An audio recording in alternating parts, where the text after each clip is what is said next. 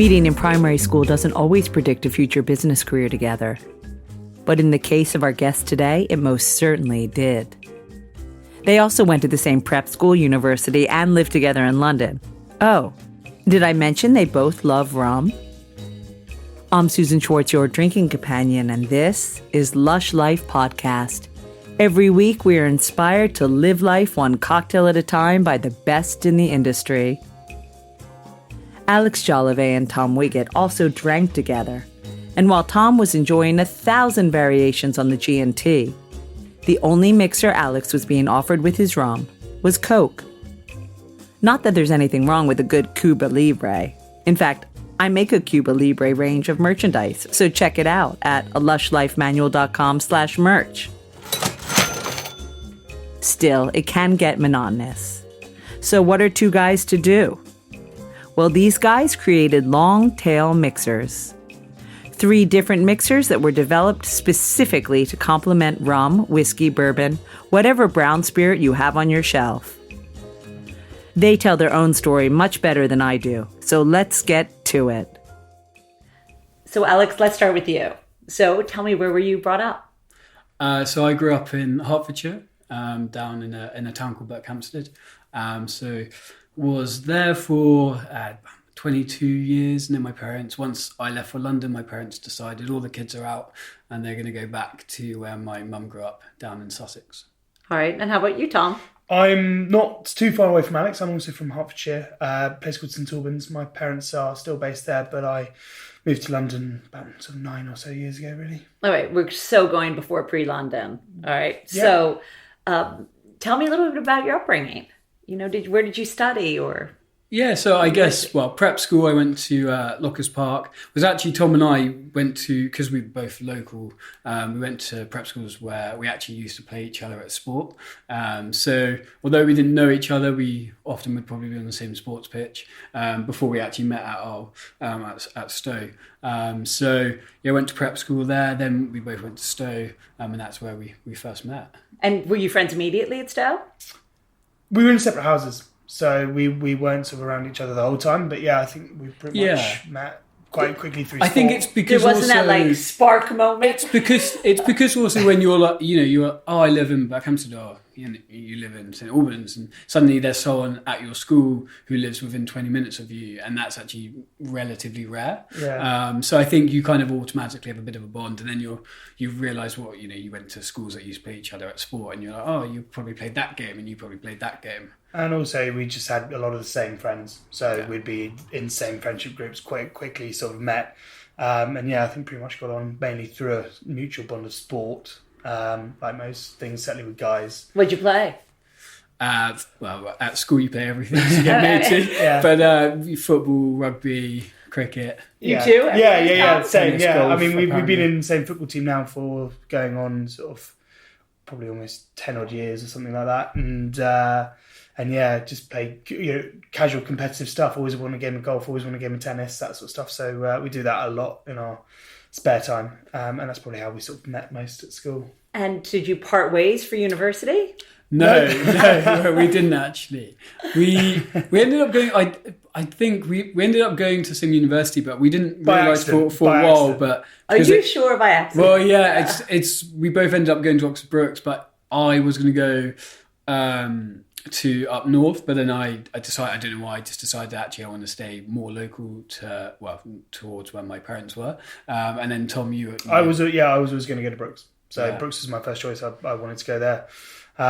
So for me, it didn't really matter that Alex wasn't going to be there or was going to be there, or just it was a happy coincidence when we got there, went to the pub, saw each other and thought, right, this is going to be easy then. Yeah, exactly. So you had no plans to ever start a business together before that? No. I think, I guess it's one of those things where I think when we were at university or even at school, I'm not sure we were thinking quite about starting a business. I think probably both always wanted to one day, but I mean at that time you're just taking everything as it comes. More concerned on where we were going that night. Yeah. What you were drinking that night? What we were drinking that night, where we were going that night. Certainly what we were drinking for pre-drinks, that sort of thing. That was high on the agenda. I think starting up a company was definitely never thought about or spoken about. Let's get our degrees first and then concentrate after that. Yeah. All right, since you're speaking, Alex, first. So what were you thinking your future might hold? Well, I don't know. It was one of those where I almost didn't go to university because I just had that kind of. I've got two older siblings, and I don't know. They both went, and then I was like, I don't know. Do I really want to go? The fees had just gone up. Is there, do I want to? And what would have been your alternative? Well, I was looking at doing like a marketing kind of qualification, but then when speaking to people, they actually said, yeah, you could do this qualification, but in the grand scheme of things, it doesn't mean much. But I was like, I could just try and crack on with work. But then I decided kind of last moment, you know what, actually a lot of my friends are going, I'm going to go, because I wasn't quite sure at that time. So I just went to do business, just because I did business school and that was probably my most enjoyable subject. So I was like, I'll just go do business management, and ended up doing business management and marketing because it's quite broad. And I know that's, after university, I'm going to be in business in some format.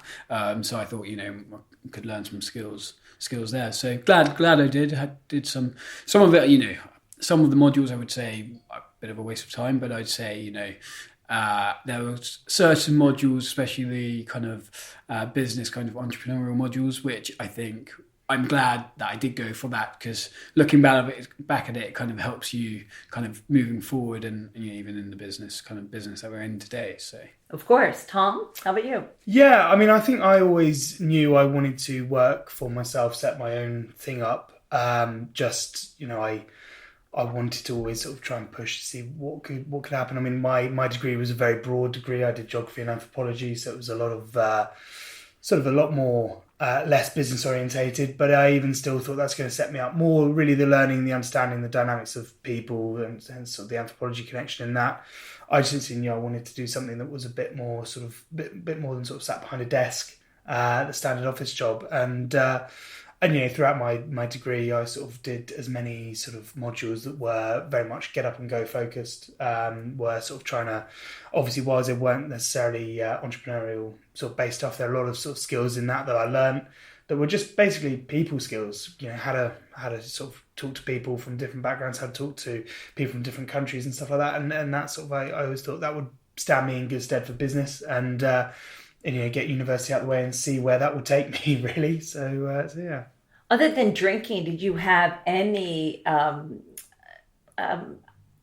really connection to the hospitality industry before that? Yeah, I mean, so did you. We used to work at, just for extra cash on the side, work at, wedding venues, party venues, and it was great because obviously, you get some bit of spending money on the side, and also you've got loads of free food once the wedding was over, which is great. You take back to yeah, exactly, and you take it back to a bunch of students who are very appreciative of that. So you had good experience. I think that doing things, we both worked at Henley Regatta together, and I think that's probably, in a way, when we talk about how the business is great for events, we look at ourselves. We worked at these, we were 19, 20, could we make complex cocktails? No. Could we make gin and tonic, vodka lemonade, that kind of stuff with Pims? Yes, so those kind of simple serves, it's something that we could do. So we look at the hospitality side. That's what we would say when we use us. Well, we used to work at these events, and we know that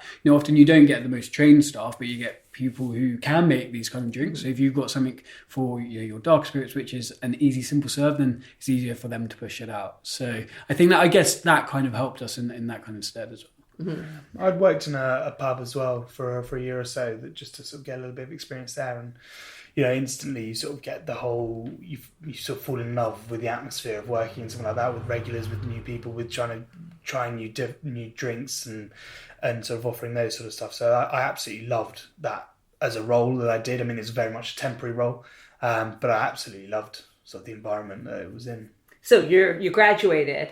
You're off to London, am I assuming correctly? Yeah. Separately? No. I thought they both answered that together. No. Well, we lived together at university with some other people, and then the last house was just basically us three guys. And when we got to London, we thought why break it? So, might as well. If they broke, don't fix it. So we thought, well, let's all live together. So yeah, we then embarked on living together pretty much from day dot of moving out of the house in Oxford. We moved straight into a house in London. So it was sort of quite a quite a nice transition. Really made it very easy. I'm assuming that you had different, or should I say, jobs in different places. We didn't work together. All right, you didn't. Not at that point, anyway. So no, we all three of us, we all worked separately. So I mean, I went into I kind of wanted to get into sports marketing, like a lot of blokes do. So very competitive. So I started getting a role for a company there. So I started doing that for about 12 months before realizing it probably wasn't for me. But that was my kind of first big role in London. And then I moved to a travel operator, did kind of operations and finance for them, which was probably more my skill set, kind of finance-based and business kind of aspect, which I much enjoyed, and did that for a couple of years. While I tried a couple of things on the side, which didn't quite happen, but it was quite fun to do a bit of pitching it was from a university project, which we got a first in. Not Tom, someone else, and we just try to take it kind of bigger. And then my last kind of role before Longtail was working in startup funding, so kind of working for kind of the seed rounds, like pre-Series A, so helping high growth companies raise capital, which was actually really interesting because you get great exposure into the kind of ecosystem of startups, meet lots of interesting people, like a lot of people. Once we knew we were going to do this, once you listen to and speak to some people in the food and beverage industry, it was really interesting to hear how they work. And actually, some of them I've seen since being like, I spoke to you actually when I was in this role. So that was kind of really interesting. Great training for starting your own company. Exactly. Mm-hmm. So getting that kind of understanding and seeing kind of the hoops they had to jump through, the barriers they had, just getting that kind of network as well, which has been really useful. Mm-hmm. Okay, you, Tom? Yeah, I guess sort of quite similar to Alex. When moving to London, I had absolutely no idea what I wanted to do, and I think just through complete luck, I got a big passion for old cars, so for classic cars, and I ended up working for a company based on High Street Ken, Bristol Cars. I worked there for about sort of 3 years, just in a bit of a sales marketing role. Absolutely loved it because obviously I was mixing one of my passions with one of my with my job. And then my sort of time there sort of came to an end when I got offered a role working for a sort of a food tech startup based in London. It was actually a Belgian-run company moving into London. So I was one of their sort of first sort of 5 employees in their UK office, which is great. Again, being part of a startup that, everyone's sort of borrowing a computer to work off, and, it's a bit higgledy-piggledy and a lot of sort of hit and miss ideas going around. Sort of put you quite good sort of stead and experience for working your own startup. And then post that, I then moved to help set up a brewery based in Bicester, in just outside of Oxford, which was great fun, and putting together the whole plan to actually put this brewery out into full production. But whilst I was also sort of setting that up, I was sort of obviously living with Alex, and we sort of thought about Longtail as an idea, and then we just sort of we went with that. So I sort of left the brewery to really come and focus on this. So Longtail. Yes. Who came up with the idea? I was just kind of us just talking to each other, experiencing things together, drinking together, and we both, have a good passion for dark spirits. So, I think it probably started with rum, really. Tom actually got me into rum. Yep. And that's kind of my drink of choice. I'm one of very few British people who like gin, and I don't like tonic either. So gin and tonic is something which I don't like. So trying to be British and go anywhere, whether it's a pub or a party or whatever, you always have to try and find another drink. And it was that kind of that way where you're looking at saying, do you have anything else to drink? Do you have any rum? Do you have anything? I think I might have some rum somewhere. Do you have anything to mix it with? I might have some Coke somewhere at the back of the cupboard. And that's kind of, I guess, what it is. And Tom really likes his gin. So you had all these different flavours, obviously of gins, but also tonics. Obviously it boomed massively. And there are these amazing range of flavours. And so much choice, and it was kind of, we were always discussing, it's weird how you don't get that with rum. Yeah. Wait, hold on. He said something about you, which you've not revealed yet. He said you taught him about rum. Yeah. So tell me about your relationship with rum. It's been a bit of a rocky relationship, really. My parents, along with my parents, we used to go a lot to the Caribbean, and sort of anywhere specifically. Mainly Barbados, and from that, probably shouldn't say this, but at quite an early age, I sort of got a bit of a real attraction to predominantly Mount Gay rum. Drinking a lot of it, I used to bring it back a lot to university in massive sort of 2 litre bottles that you could only really get out there.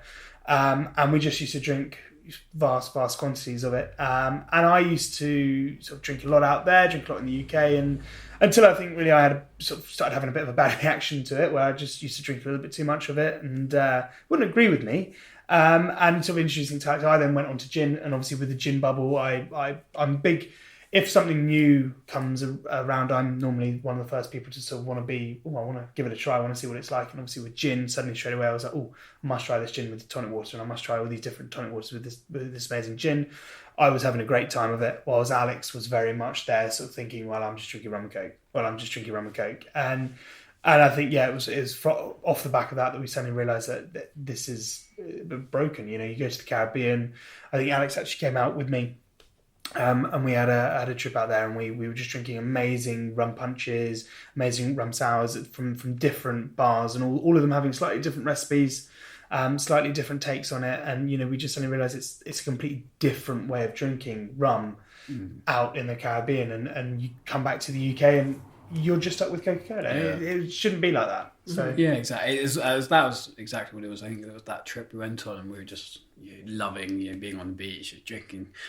Every shack would have their own. They all got the same base recipe, but they all do their own little variations, and all these different amazing flavors, and it's just great. And then you just come back to UK, and you're like, I've got to have Coke again. And so it was like from then we just kind of realised, well, there's obviously there's amazing tonic brands, amazing tonic flavours, but there's just there's a lack of it in the dark drink world. So we just started really just looking into what is there on offer, what companies are there that maybe we haven't heard of. Also looking around the world globally. Sorry, was this with the potential of creating your own, or just seeing what was out there so that you could drink something? Just to see, just so that we could drink it, really. I think we were both always open to trying, like I said, trying new things, discovering how best to drink a certain drink, and we just kept watching the space and just seeing that, from a genuine enthusiast perspective, there was nothing coming to that space that was really hitting the nail on the head of where we wanted it to be. You had, there were lots of different sort of trials at it, but none of them really sort of sunk in that we really wanted to try. And I think one of the big things that stuck out to us was when you look at what was being done in the industry, that people were making their own colas, their own ginger beer, ginger ales, but we didn't see any new flavors, and often you found actually with a lot of drinks, especially with rums, but even some whiskies and stuff, it was, we'll mixed it with this soft drink or mix it with this. Oh yeah, that kind of works actually. That's nicer, but it wasn't because that was created for it. It wasn't crafted for that drink, and that's when we started to actually then, once we kind of looked into it, think, should we just start giving it a go and start messing around with recipes, got a kind of recipe from the Caribbean and looked at inspiration around the world and just started kind of messing around, trying to create what we could and see if we came up with anything we liked. So got 2 lime squeezes and said about it. Yeah. That's what I was going to ask. What were the first flavors? So lime? Yeah. Well, it's what you could get. I mean, it's quite difficult to be able to get everything when you're just kind of from the supermarkets and stuff. So, I mean, we'd buy some extracts online and stuff like that to really mess around with it and have a good play. But it was basically just using a soda stream, squeezing limes, using extracts and seeing kind of what comes, obviously making sugar syrup as well. So that's kind of, I guess, how it all happened, just making a constant mess in the kitchen in the evenings or at weekends. Testing on our girlfriends, making sure that they liked it. Then disagreeing with them when they said that they didn't because we liked it, and it was just a lot of trial and error, really playing around with. We didn't really learning actually about the concepts of extracts and learning about the concepts of actually if you put 1 drop in, it has a massive difference if you put 3 drops or 2 drops in.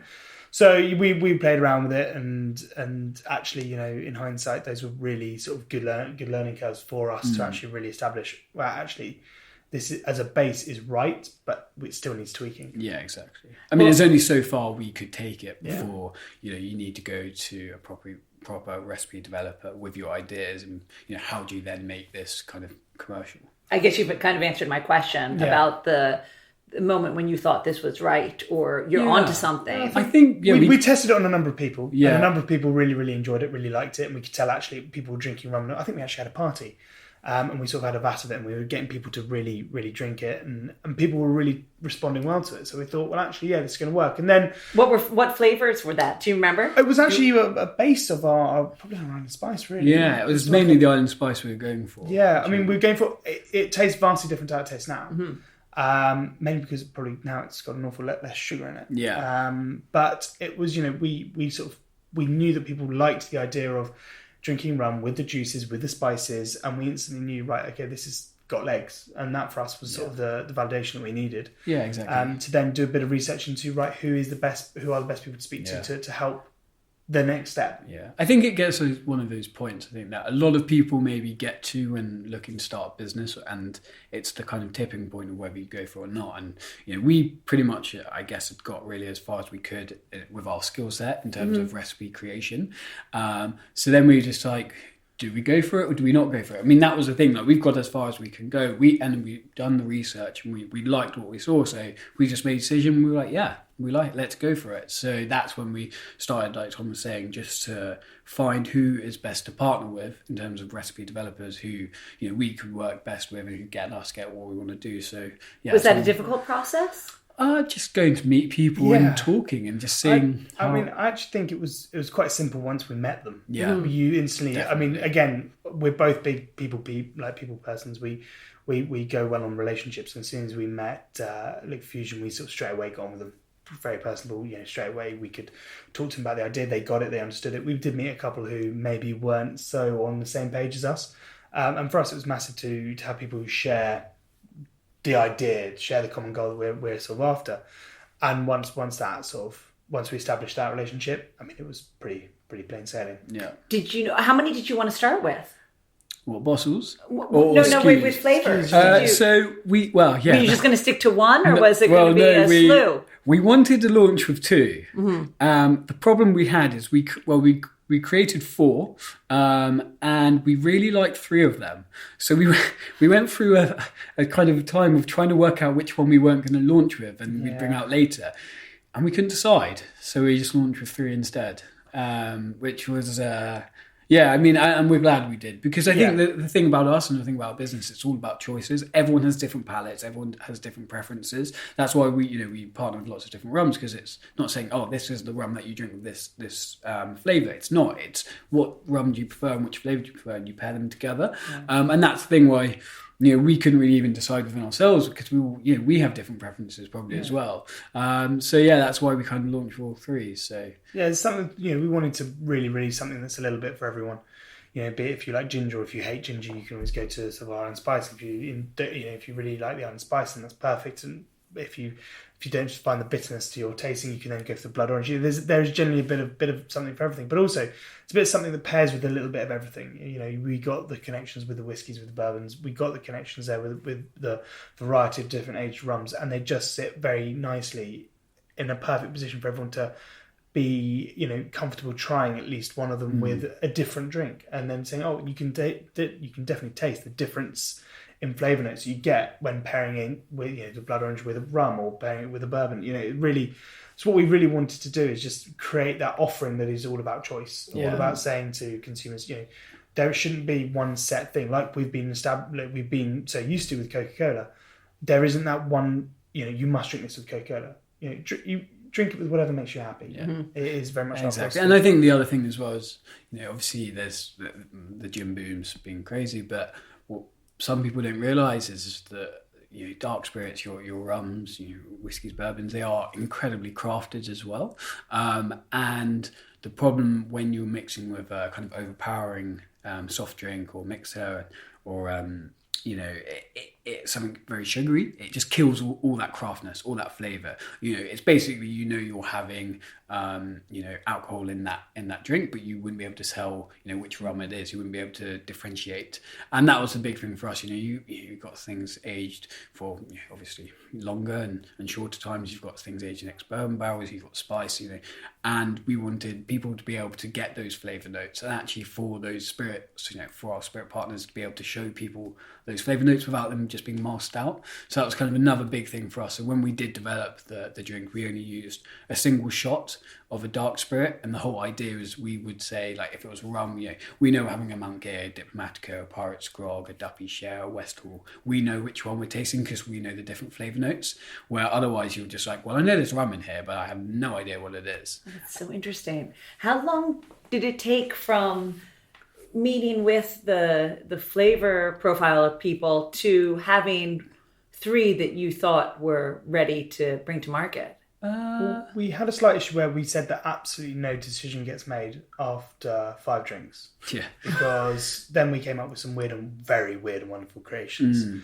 So that was probably the biggest delay, was us sort of meeting with them and making sure that we hadn't drunk too much to make decisions. But it probably wasn't too long. No, I mean, actually from when we met them was probably like September time.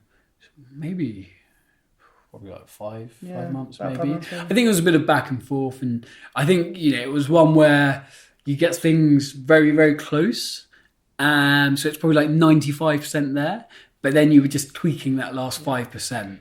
Quite like probably more than you were the whole first 95. Just to maybe that's a bit too spicy. Maybe that's not spicy enough. Maybe that's a bit too much bitters, or need something else. Just that I think that's probably what took it a bit longer. But I mean, generally, I think at that point, once we knew, because we went in knowing we had recipes in mind anyway, and we had different ideas in mind. So I think that probably sped up the process slightly. It's such a delicate process, and I guess that's something that we didn't really appreciate before we went into it. Is generally how fine the margins are when creating sort of a drink like this. So we really wanted to make sure that we were doing the flavours that we had thought about, that we'd always spoken about, that we'd always sort of discussed. We wanted to make sure we were doing them justice. And that was probably the longest sort of, like Alex said, that 5% of just slight tinkering, which we really wanted to focus on to make sure that the drinks that we have in the bottle today are absolutely how we expected them, how we wanted them to be, and also to make sure they're commercial as well. Did you ever disagree on a flavour?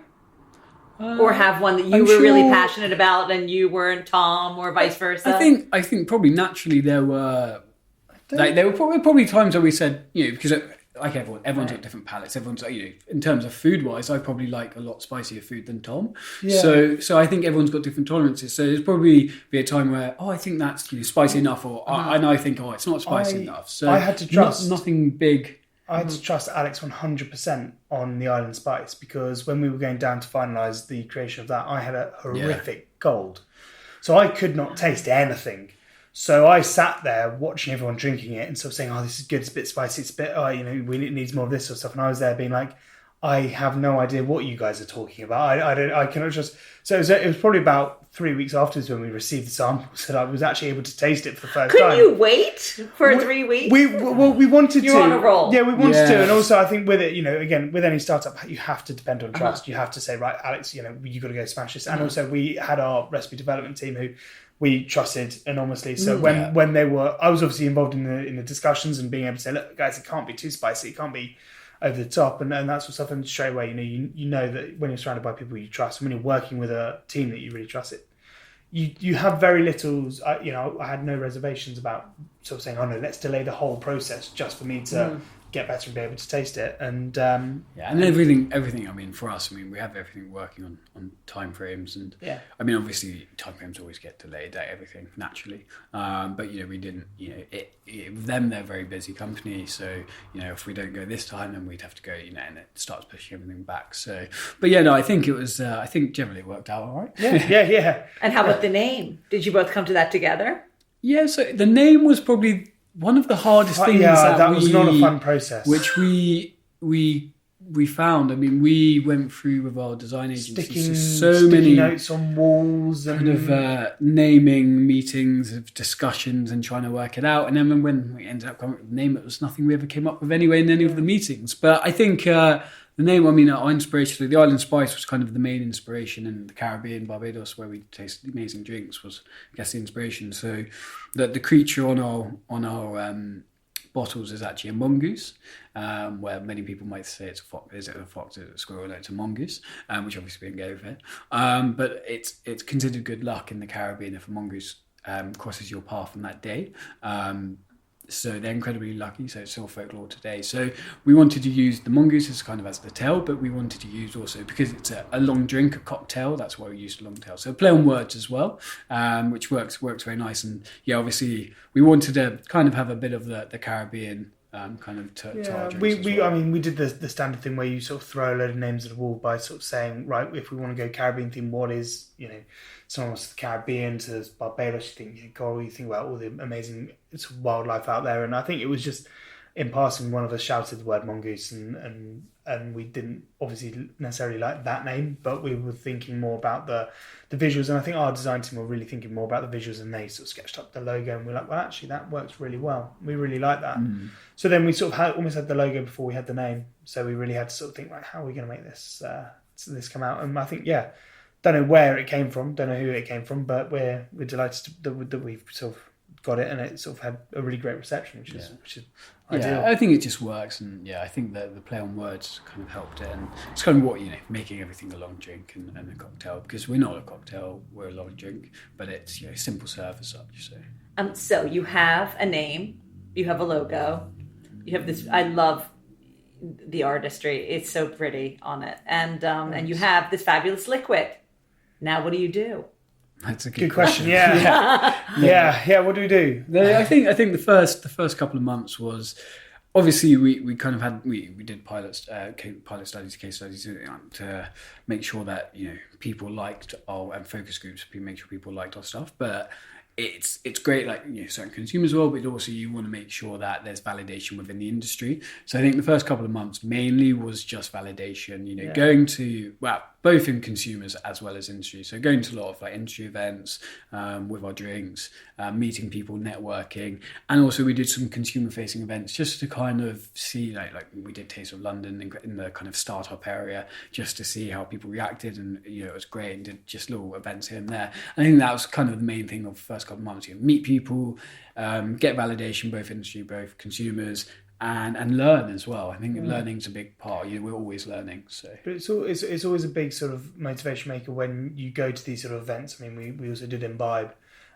which was one of our first events, and that's really sort of going in at the deep end. We had our own little stand, and you had people who were really interested and really got it as well. So instantly you get that motivation of people saying, well, actually this is an idea. Actually, this really, we really want to sort of strike while the iron's hot on that one. So that sort of stuff was fantastic. And with Taste, I mean, we had great reception from consumers who really, really loved it. So as soon as we did sort of that summer, we realised, right, okay, now we need to go about setting out how we go into the market and where we're going to position ourselves. And that was quite a fun process, really, of planning. Exactly. I think it was an interesting bit of an eye-opener, I guess, at Imbibe, where, we'd have a lot of people coming up to us and saying, you are the only mixer company targeting dark spirits in this whole place. Everything else is a tonic. You must have been like, yay! And we're like, you're like, yes, and then you're like, oh god, we really are a bit by ourselves. It's quite daunting. It's only why are we the only ones doing this? But no, I mean, I think that was something that we always wanted to do. Our focus is dark spirits, and we are probably the only company who's primary and sole focus. Is that, I mean, not saying that our drinks don't pair nicely with lighter spirits, they do, but we are concentrating on dark spirits, where a lot of you get a lot of like the tonics, which also pair nicely with dark spirits, but obviously concentrating more on the lighter, so probably the flip reverse. So that was the first couple of months, really. Busy. And were you hoping that consumers would buy it, or the bartenders would use it, or a combination of both? It's a bit of a combination of both, really. I mean, we didn't set up at these events to buy and sell. We wanted to see actually whether or not one industry in particular came out on top. Obviously with Imbibe you get some of the best bartenders in the world coming in and sort of really playing around with it, and we had a lot of them sort of coming to us and saying, this is amazing. We can use this as a topper. We can use it as a base for cocktails, and we can also just use it as it is, which is shows the diversity of the drink. And then also we go to taste, and we have a lot of people saying, "I want this at home. I'd love to have this in the," because the weather for taste that year was phenomenal. Had a lot of people saying, "I could take this home and have it with a barbecue in the garden." So it was a bit annoying in the sense that both areas came out really, really strong. And where we had hoped we'd come out and sort of say, right, well, we have to target the on-trade, or we have to target retail. It was sort of a bit of a, well, actually, both have independently come out incredibly strong. So perhaps it's a 50-50 balance. And I think they work, they work together in a way, if people start seeing you in a certain shop, within the trade, within the on-trade, then they say, oh, I saw this in Selfridges the other day. This is really interesting. I bought some, I really liked it. Maybe we should think about stocking. Where can we buy it from? So I think that's the same, if someone goes into a bar and, drinks one of our drinks and go, oh, I really like this. I wonder if I can get this at home. So I think that's when we decided, because I think we were maybe gearing up more towards the on-trade, but actually realised that we had such good kind of validation and from all the consumer stuff that actually we should do both, because they're probably just gonna help your exposure and build your brand awareness. So what's the future? Well, hopefully. I know that's a big question. Yeah, I mean, yeah. The future for right now. Yeah. Just continue. Yeah, massively. I mean, well, we are both incredibly ambitious to sort of really actually spread more of the word of what we're trying to do, and also we work with rum companies. We work with a lot of them, and everyone we sort of see says, "Oh, I understand rum's going to be the next big thing." There's no reason it shouldn't be. But again, our philosophy is it hasn't been drunk in the right way. So we want to sort of try and help work alongside those rum companies, whiskey companies, bourbon companies, to say, actually, there are some really amazing rums being made. There are some amazing bourbons being made. Let's drink them the way they should be drunk, which is where you can taste their flavours. We want to sort of work with them to really push on that as an industry as a whole, because, the better rum does, hopefully the better we do. The better we do, the better rum does, the better whiskey does. So for us, the immediate future, I guess, is just really expanding our presence, be that both in retail, both in the on-trade, but also, start having a lot of fun with the rum companies and doing events and sort of getting people really understanding there is a different new way to drink these sort of spirits. And I think we spent the last, since we launched pretty much, but the hardest thing is sorting out your distribution, and we struggle to do a case of our mixers are pretty big and they need a lot of storage. So a lot of places, whether it's retail or on trade, they don't want a big order just at once. They want lots of little orders weekly.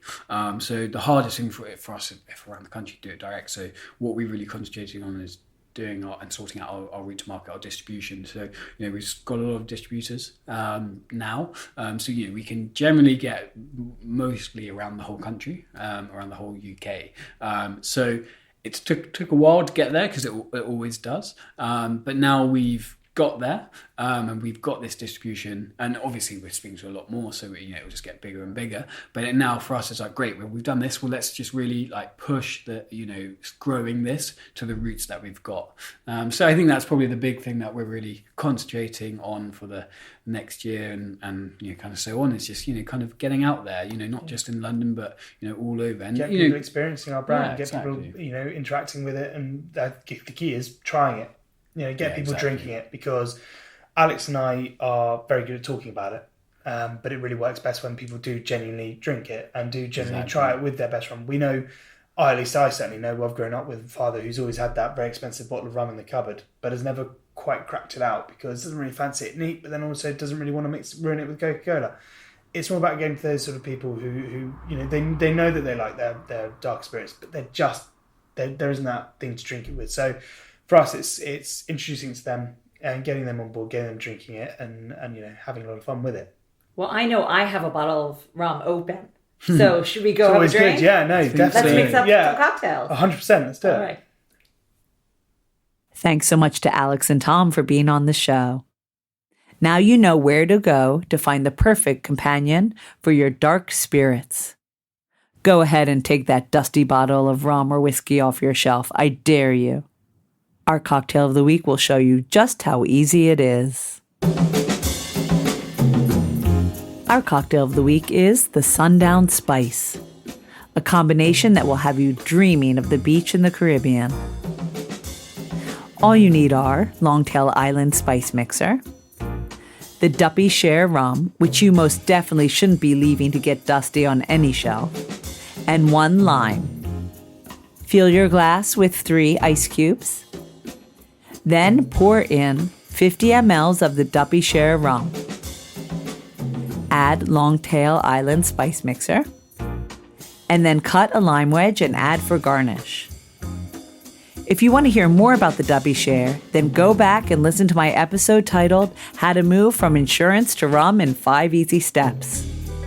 You'll find this recipe and 2 more from Longtail mixers, plus all the cocktails of the week at alushlifemanual.com, where you'll also find all the ingredients in our shop. Oh, to be in Italy, more specifically Trentino, that northern region home to Candarelli and the Council of Trent. But more importantly for us, let's talk what they're drinking. And it's not only Trento Doc. Next time, we'll meet the producers of some of the best sips in Trentino. If you can't wait, check out my Lush Guide to Trentino at alushlifemanual.com for a little taster of what's to come. Until next time, bottoms up. Thanks for listening to the Lush Life Podcast. For more information and links to everything you've heard, plus a whole lot more, please visit alushlifemanual.com. Always remember the wise words of Oscar Wilde. All things in moderation, including moderation. And always drink responsibly. Okay, I said that last part. Theme music is by Steven Shapiro and used with permission. Lush Life is produced by Evo Terra. And I'm your drinking partner, Susan Schwartz. I'll see you at the bar.